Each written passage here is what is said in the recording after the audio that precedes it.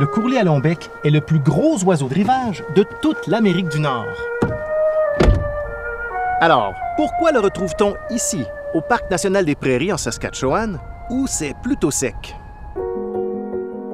Tout comme d'autres Canadiens et Canadiennes, cet oiseau migre avec les saisons selon la température.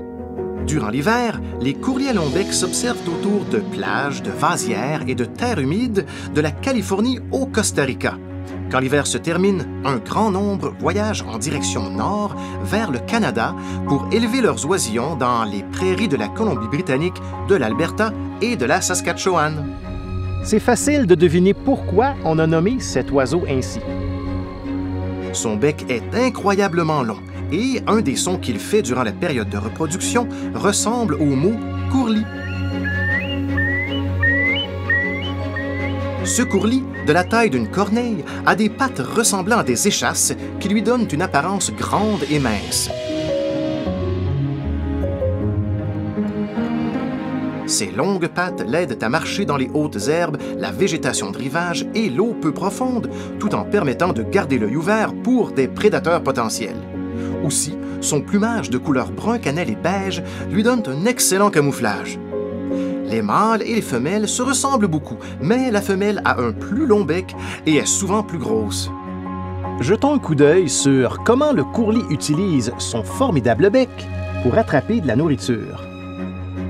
Dans les prairies, il sert à attraper des sauterelles, vers de terre, coléoptères, chenilles et même des œufs d'autres oiseaux nichant au sol. Dans les terres humides et les vasières, il peut fouiller la vase ou des fissures et des crevasses pour dénicher des crabes et d'autres invertébrés aquatiques. En marchant un à côté de l'autre, les courlis améliorent leurs chances de trouver des proies.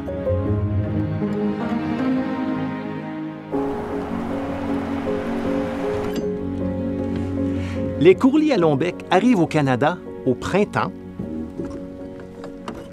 juste à temps pour la Journée mondiale du courlis le 21 avril, lorsque l'on sensibilise les gens sur le courlis. Les mâles partent à la recherche d'un site au sol qui sera approprié pour nicher, et après, ils y attirent les femelles grâce à des chants et des vols élaborés. Les courlis à long bec reforment souvent les mêmes couples à chaque année, et après avoir mis ensemble les touches finales au nid, la paire partagera les tâches parentales auprès d'une couvée de 4 œufs tachetés.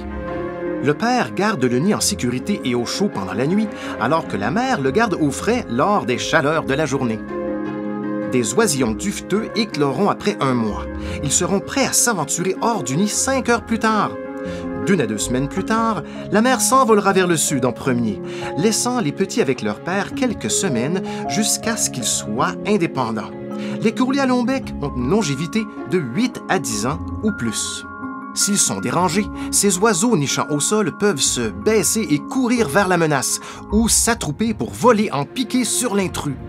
Les œufs et les petits peuvent être mangés par des coyotes, blaireaux, renards, corbeaux et pies, alors que les adultes peuvent être le repas d'oiseaux de proie comme la buse rouilleuse ou la buse de Swainson. Dans les années 1800, à cause de la perte d'habitat et de la chasse excessive, le courlis à long bec est disparu du Manitoba et sa population a décru dans le reste de son aire de distribution. Même si sa chasse est désormais illégale et que le nombre d'individus a augmenté de façon significative, le courlis à long bec demeure une espèce en péril. La perte d'habitat et les dérangements dus aux activités récréatives et au développement de l'agriculture et de l'industrie continuent de menacer ces oiseaux. Il faut faire attention de ne pas déranger les courlis qui nichent, si on veut que ces oiseaux incroyables continuent d'élever leurs petits pour les générations à venir. Pour en apprendre plus sur le courlis à long bec, visitez le ffdp.ca.